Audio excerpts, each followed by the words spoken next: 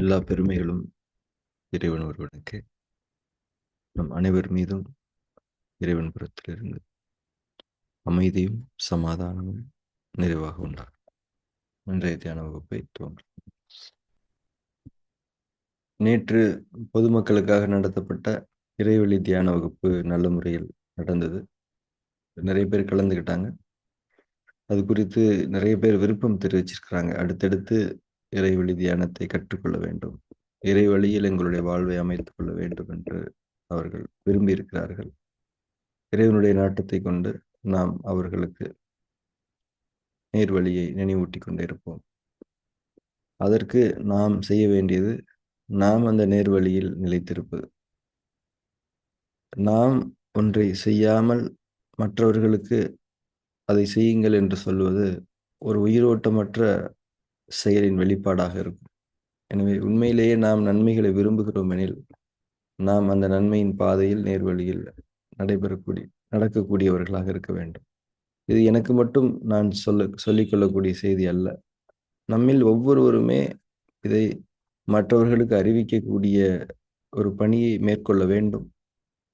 அதில் நமக்கான நன்மை என்ன என்றால், நாம் அந்த வழியில் நிலை பெறுவதற்கு அது நம்மை தூண்ட முடியும். எனவே நாம் நேர்வழியில் நிலைத்திருப்பது என்பதுதான் இங்கே முக்கியம். நேற்றே கிளாஸ் முடிஞ்சதுக்கு அப்புறம் நிறைய பேர் எனக்கு மெசேஜ் பண்ணாங்க, பேசிட்டு இருந்தாங்க. அது ஒவ்வொரு மெசேஜுமே நான் எப்படி உணர்ந்துக்கிட்டேன் அப்படின்னா, நம்ம இனிமேல் இன்னும் கொஞ்சம் கரெக்டாக இருக்கணும், இன்னும் கொஞ்சம் நம்ம வந்து எக்ஸ்கியூசஸ்லாம் இல்லாமல் நம்ம சரியாக இருக்கணுன்ற ஒரு மெசேஜ் தான் நான் எனக்குள்ள எடுத்துக்கிட்டேன். ஸோ இந்த பயணத்தில் நம்ம உடல் சார்ந்த விஷயங்களையுமே நம்ம தவற விட்டு விடக்கூடாது. உடலுடைய ஆரோக்கியம் என்பது ரொம்ப முக்கியமாக இருக்குது. மனசுக்கான விஷயங்களை நம்ம செய்யும்போது இயல்பாகவே உடலுக்கான உயிரோட்டம் அதிகமாகிவிடும். இதில் எந்த மாற்றமும் இல்லை. ஆனால் மனதை கடந்தும் இந்த உடல் சார்ந்த சில செயல்களை நாம் கொஞ்சம் கவனம் கொடுத்து செய்ய வேண்டிய தேவை இருக்குது. மனசுல தான் அந்த கவனம் மிஸ் ஆகுது. அதை குறிப்பிட்டு சொல்லக்கூடிய ஒரு வாய்ப்பாக இந்த வகுப்பை நாம் எடுத்துக்கொள்ளலாம். ஏற்கனவே நாம் படித்திருக்கின்றோம், இயக்க ஓய்வு சமநிலை என்ற ஒரு கருத்தை. இயக்க ஓய்வு சமநிலை. இயக்கம் என்றால் செயல் புரிதல், சரியா? ஓய்வு என்றால் ஓய்வெடுப்பது, தூக்கம். நாம் இந்த உலகத்தில் செயல்கள் செய்ய வேண்டியவர்கள். நாம் செய்யக்கூடிய செயல்கள் நன்மையாக அமைய வேண்டும் என்றால் நாம் போதுமான ஓய்வை மேற்கொள்ள வேண்டும். ஓய்வுதான் செயலை வலிமைப்படுத்த முடியும். நம்ம தானே செயல் செய்கிறோம். அப்ப நம்முடைய ஓய்வு என்பது மிகவும் முக்கியமானது. எந்த அளவுக்கு தரமான ஓய்வை நீங்கள் மேற்கொள்ளுகிறீர்களோ அந்த அளவுக்கு தான் தரமான செயல்களை செய்ய முடியும். எந்த அளவுக்கு தரமான செயல்கள் செய்யப்படுகிறதோ அந்த அளவுக்கு தான் தரமான ஓய்வு என்பது அமையும். ஓய்வு செயலை சார்ந்தது, செயல் ஓய்வை சார்ந்தது. கருவுரு தத்துவத்தை இதுக்கு அப்ளை பண்ணி பார்க்க. செயலும் ஓய்வும் ஒரு முழுமையின் இரட்டை தன்மைகள். இதுல நம்ம எல்லாருமே முக்கியமா, அதாவது தர்மத்தின் பாதையில் நடந்து கொண்டிருக்கக்கூடியவர்கள் செயலில் தீவிரம் காட்டுகிறார்கள். நான் நன்மைகளை செய்யணும், நான் இப்படி பண்ணணும், அப்படி பண்ணணும். ஒரு பிஸ்னஸ் பண்றாங்களா, நான் அதை நம்பர் 1 கொண்டு வரணும், எல்லாம் பண்றாங்க. ஆனா அந்த ஓய்வு என்ற அந்த செயலை மேற்கொள்ள அவர்கள் தவறிவிடுகிறார்கள். இதனால் அவர்கள் செய்யக்கூடிய அந்த நன்மையான செயலில் தொடர முடிவதில்லை. அதில் உறுதி குலைந்து போகிறது. எனவே செயல் என்பதற்கும் ஓய்வு என்பதற்கும் ஒரு சமநிலையை நாம் பேணிக்கொள்ள தவறிவிடக்கூடாது. ஓய்வு அப்படின்னா என்ன அப்படிங்கிறத நம்ம ஏற்கனவே புரிந்தவர்களாக இருக்கின்றோம். பிரதானமாக தூக்கம். தூக்கம் என்பதுதான் முக்கியமான ஓய்வை நாம் அடையக்கூடிய ஒரு தருணம். எனவே இரவு தூக்கத்தை பேணிக் கொள்வதில் அடிப்படை ஒழுங்கு நம்மில் எப்போதும் இருக்க வேண்டும், ஒவ்வொரு நாளும் இருக்க வேண்டும். தூக்கம் அல்லாத ஓய்வு தன்மைகள் என்ன என்றால், கண்களை மூடுவது, அப்பப்ப சின்னதா ஒரு குட்டி தூக்கம், ஒரு ரிலாக்ஸேஷன். அதை வந்து மெடிடேஷன் அப்படின்னு சொல்லலாம். அஃப்கோர்ஸ் மெடிடேஷன்ல வந்து நம்ம என்ன பண்றோமோ இல்லையோ ஓய்வை மேற்கொள்கின்றோம். நம்முடைய கண்கள் மூடப்பட்டிருப்பதனால் நமக்கு அடிப்படையில் ஒரு ஓய்வு என்பது நிகழ்கிறது. அடுத்து நம்ம ஃபார்ம் 3 பண்ணும்போது தேவையில்லாத உள்ளீடுகளை நாம் எடுத்துக்கொள்ளக்கூடாது என்ற ஒரு கொள்கையை வகுத்திருக்கின்றோம். அதுவே ஒரு ஓய்வு தான். ஏன்னா தேவையில்லாத ஒரு செயலை மேற்கொள்ளாமல் இருப்பதும் ஒரு விதமான ஓய்வு தானே, ஒரு மறைமுக ஓய்வு தானே. அதில் கவனமாக இருக்க வேண்டும். தூக்கம், சின்ன சின்ன ஓய்வுகள், தேவையில்லாத பதிவுகளை உள்ளே போட்டுக்கொள்ளாமல், இதெல்லாம் தான் சேர்ந்து இந்த ஓய்வு நிலை என்ற முழுமையின் ஒரு பகுதியை பூர்த்தி செய்கிறது. இதுல ரொம்ப ரொம்ப கவனமா இருக்கணும்.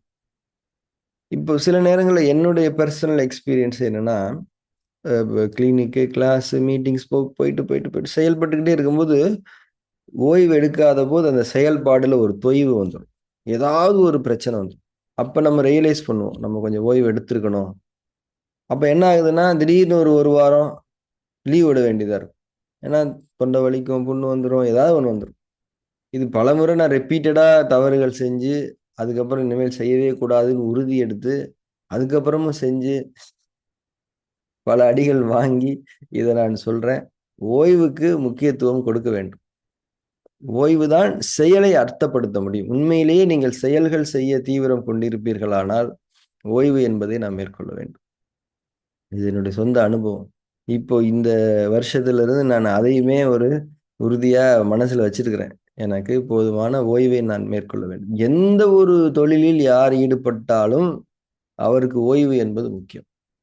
ஏன்னா, மனமே வந்து ஒரு இயக்கத்தில இருந்து கொள்ளக்கூடிய நிலையில தான் இருக்குது. அதுக்கும் ஒரு ஓய்வு முக்கியம். ஸோ ஃபர்ஸ்ட்டு தூக்கம், அதுக்கப்புறம் மெடிடேஷன். அதுக்கப்புறம் என்னன்னா, ஆஃப்டர் எ மீல் ஒரு 10 நிமிஷம் சும்மா கண்ண மூடி உட்காரலாம். இதனால நமக்கு ஓய்வையும் மேற்கொள்ள முடியும். ஜீரண செயல்முறைக்கு இது மிகப்பெரிய ஒரு ஆதரவாக அமையும்.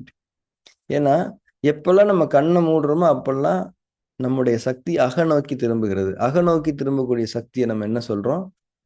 நரிஷிங் சி அப்படின்னு அக்குபஞ்சர்ல சொல்லுவாங்க. அதாவது உடலை பேணக்கூடிய சக்தி. உடலுக்குள் திருப்பப்படக்கூடிய சக்தி, உடலின் வேலைகளுக்கு செலவாகும். அப்போ ஒவ்வொரு மீல் முடிச்சதுக்கு அப்புறமும், நம்ம ஒரு 10 நிமிஷம் சும்மா கண்ண மூடி உட்காரும்போது, அது அந்த உணவை நல்ல முறையில் ஜீரணம் செய்வதற்கு உதவக்கூடியதாகவும் இருக்கிறது. அதே நேரத்தில் ஒரு சிறு ஓய்வையும் நாம் மேற்கொள்ளக்கூடியதாக இருக்கு. ஸோ 3 வேளை சாப்பிடுறோம். ஆஃப்டர் மீல் ஒரு 10 நிமிஷம். ஸோ அதுவே 20 நிமிஷம் ஆயிப்போச்சு. ஒரு 8 ஹவர்ஸ், 7 ஹவர்ஸ் நம்ம தூங்குறதுக்கு ஒதுக்குறோம். அது போக மெடிடேஷன் வேற நம்ம ஒரு 20 நிமிஷம், 30 மினிட்ஸ் பண்றோம். நீங்க வேற தனியா பண்றீங்க கிளாஸ் இல்லாம. அதனால ஓய்வு என்பதற்கு இது போதுமானது. இந்த ஓய்வு எதற்காக என்றால், நாம் நம்முடைய வாழ்வில் முழுமையை பேணுவதற்காக. சில பேரு ஓய்வு எடுக்கிறத வந்து தப்பா எடுத்துக்கிறாங்க. ஐயோ! நான் எப்படி வேலை 1000 வேலை கிடக்குது. நான் பாட்டுக்கு எப்படி உட்கார்ந்திருக்க முடியும்? அப்படின்னு சிம்பிளா கேட்பாங்க. 1000 வேலைய நீங்க செய்யணும்னா, கண்டிப்பா நீங்க கொஞ்ச நேரம் அமைதியா உட்கார்ந்து தான் இருக்கணும். இல்லாட்டி உங்களால 1000 வேலை செய்ய முடியாது. இன்னைக்கு இளைஞர்கள்லாம் எப்படி இருக்காங்கன்னா, அதாவது மாடர்ன் யூத்ஸ் செயல்படுதல் தீவிரம் கொண்டிருப்பவர்கள் ரொம்ப ஓவரா செயல்படுறாங்க. எப்ப பார்த்தாலும் ஆபீஸு, வேலைகள், அது இது சம்பாரிக்கணும், அச்சீவ் பண்ணணும் இப்படியே இருக்கிறாங்க. நல்ல விஷயம். ஆனா இயற்கையினுடைய அந்த படைப்பு அம்சத்தினுடைய இயக்க விதியை அவர்கள் புரிந்து கொள்ளாமல் விவேகமற்று செயல்படும்போது ஹெல்த் அஃபெக்ட் ஆயிடும். ஆனா பார்த்தீங்கன்னா, இந்த சமூகம் அவர்கள என்ன சொல்லும்? பார்த்தீங்களா எவ்வளவு ஓய்வின்றி உழைக்கின்றார். அவர் வந்து சீக்கிரமா படுத்துருவாரு. உண்மையிலேயே நீங்கள் நீண்ட நாட்கள் இந்த சமுதாயத்துக்கும், உங்களுக்கும் நற்செயல்களை செய்ய வேண்டுமென்றால், ஓய்வை மேற்கொள்ள வேண்டியது கட்டாயம். முக்கியமாக இன்றைக்கு இளைஞர்கள் அச்சீவ் பண்ணணுன்ற ஒரு மோட்டிவேஷன்ல இருக்கிறாங்க. ஒரு ஃபயர் அவங்களுக்கு இருக்குது. நெறைய பேர நான் பார்க்குறேன். எல்லாருமே யூனிஃபார்மா சொல்ற விஷயம் என்ன தெரியுமா? சார், நான் வந்து வொர்க் பண்ணிக்கிட்டே இருக்கணும். வொர்க்கஹாலிக் அப்படிங்கிறது ஒரு பெருமையான ஒரு வார்த்தையாக அவர்கள் பயன்படுத்திக் கொள்கிறார்கள். அது மருத்துவ ரீதியில் இயற்கை படைப்பம்ச விதியின் அடிப்படையில் அது தவறான வார்த்தை. செயல் செய்ய பிடிக்கும், நன்மை. ஆனால் நீங்கள் உண்மையிலேயே செயல் செய்ய விருப்பம் கொண்டவராக இருப்பீர்களானால், போதுமான ஓய்வை மேற்கொள்ளுங்கள். உடல் என்பது சில சட்ட திட்டங்களுக்கு உட்பட்டது. அத நீங்க பிரேக் பண்ணவே முடியாது. நீங்க யாரா வேணாலும் இருக்கலாம், எவ்வளவு திறமை வாய்ந்தவரா இருக்கலாம். எல்லாருக்கும் ஒரே உடல் தான் கொடுக்கப்பட்டிருக்கு. அந்த உடலுக்கு அடிப்படை தேவை ஓய்வு, தூக்கம்.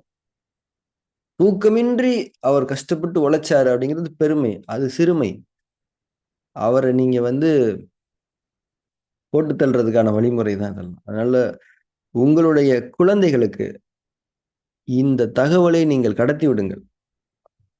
ஓய்வை மேற்கொள்ளுங்கள்.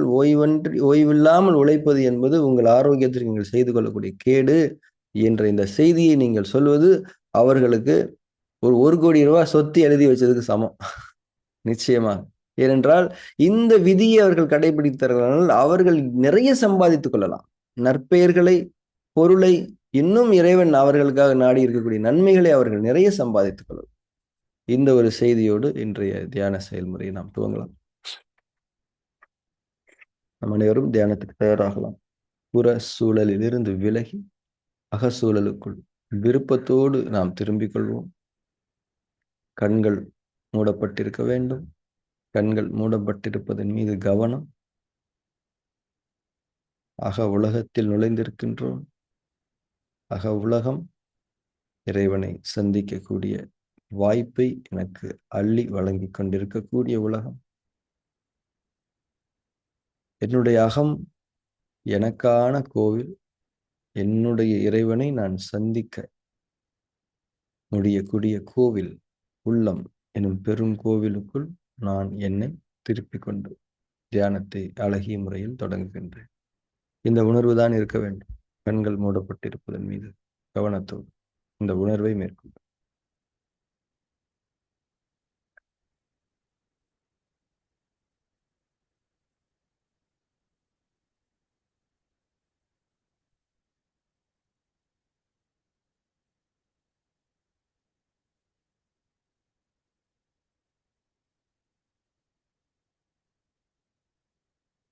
உடலை அதிட்டானாவில் நிலைப்படுத்திக் கொள்ளலாம்.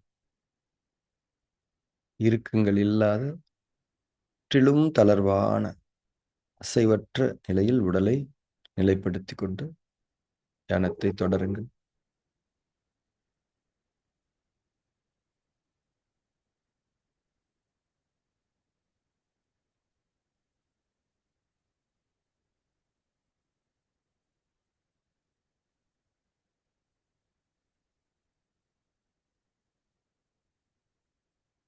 மூச்சின் மீது கவனம் உருவாகட்டும். உள்மூச்சின் மீதும் வெளிமூச்சின் மீதும் கவனம். இயல்பான மூச்சோட்டம், இயல்பான கவனம்.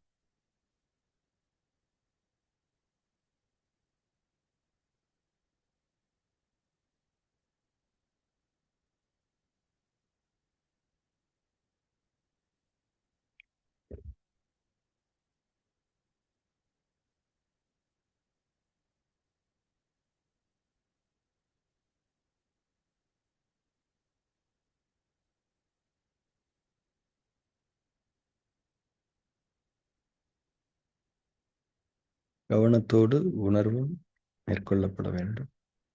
மூச்சு நமக்கு கொடுக்கப்படுகிறது. நாம் பெற்றுக்கொண்டிருக்கின்றோம். கொடுப்பது இறைவன். நமக்காக பிரத்யேகமாக படைக்கப்பட்ட உயிர்க்கூறு இறைவனால் நமக்கு கொடுக்கப்பட்டு கொண்டிருக்கிறது. மகா சத்தியமான ஒரு உணர்வு இது. ஒவ்வொரு உள்மூச்சின் போதும் இந்த உணர்வை உறுதியாக மேற்கொள்ளும். ஒரு மூச்சில் உணரக்கூடிய அந்த சிறு உணர்வு கூட பெருநெருப்பாக நம்முள் மாற முடியும். ஒரு ஒளியாக நம்முள் நிலை பெற முடியும். நாம் வாழ்விக்கப்பட்டு கொண்டிருக்கிறோம் இறைவனால். ஒவ்வொரு க்ஷணமும் கவனிக்கப்பட்டு வாழ்விக்கப்பட்டு கொண்டிருக்கிறோம்.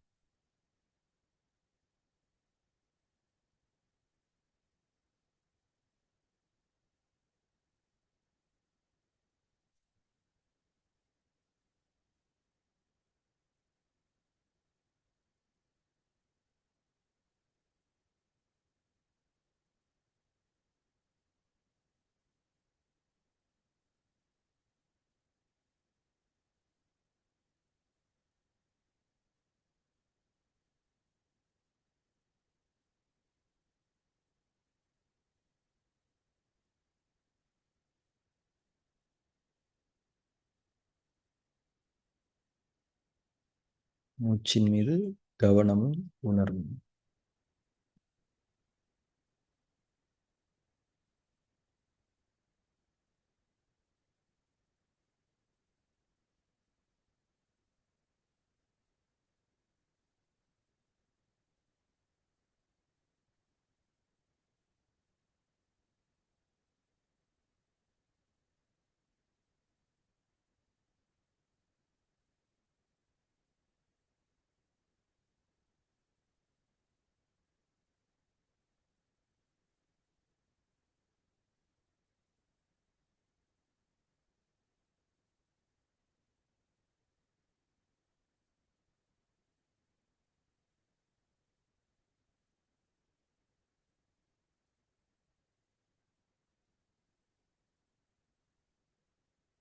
நம்ம ஃபார்ம் 3 செய்ய தொடங்கலாம்.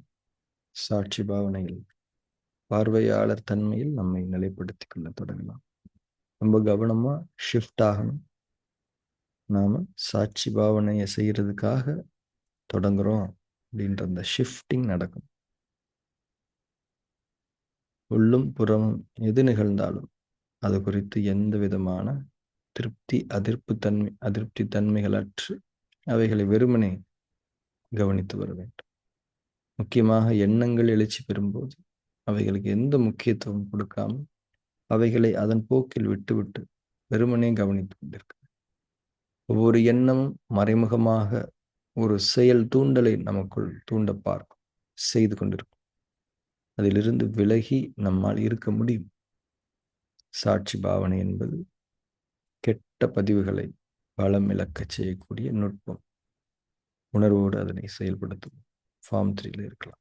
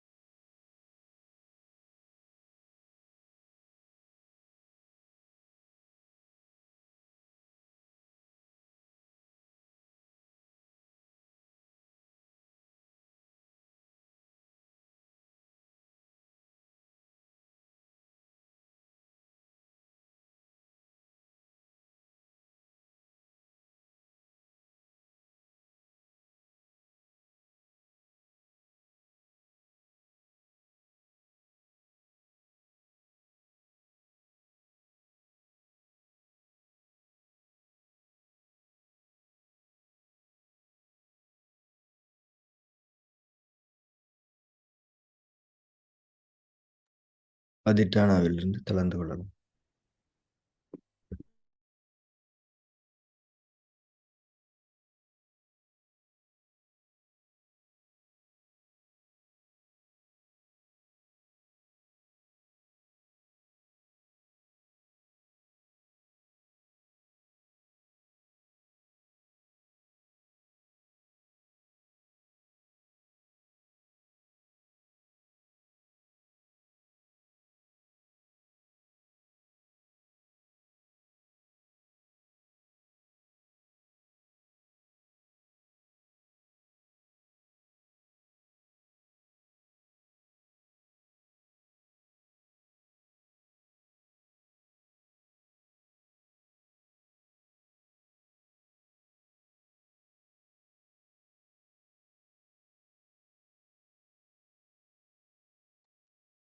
தியானத்தை நிறைவு செய்து விட்டோம்.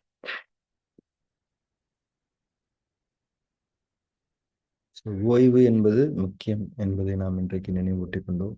முக்கியமா தூக்கம். தூக்கத்தை பொறுத்த வரைக்கும் எல்லாருக்குமே, பெரும்பாலானவர்களுக்கு அப்படின்னு சொல்லலாம், ஈஸி ஏதாவது ஒரு எக்ஸ்கியூஸ் சொல்லிடுறாங்க. அதாவது உங்க வீட்ல எல்லாம் 10:30க்கு மேலதான், 11 மணிக்கு தான் தூங்குறோம், 9 மணிக்கு தான் சாப்பிடுறோம்.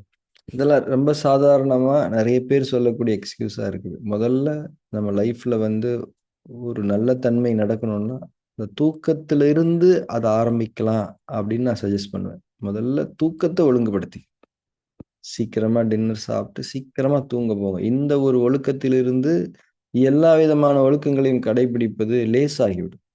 இத நீங்க மிஸ் பண்ணிட்டு வேற எதுலயுமே ஒழுக்கத்தை ஏற்படுத்த முடியாது. பெரிய போராட்டத்தை நீங்க மேற்கொள்ள வேண்டியதா இருக்கும். முக்கியமா ஜீரணத்தை ஒழுங்குபடுத்தணும்னா தூக்கத்தை ஒழுங்குபடுத்தும். ஏன்னா தூக்கம் தான் கல்லீரலை சக்தியூட்டக்கூடிய செயல்.